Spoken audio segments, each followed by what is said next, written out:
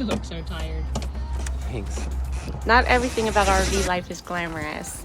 Oftentimes the RV needs maintenance or it needs to be fixed. This particular time we were getting ready to head out on a trip to the Florida Keys and the RV would not start. We checked all the things including the fuses and the batteries.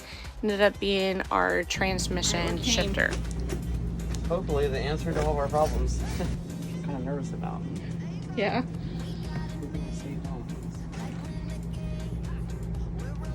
You can figure out what you want to use.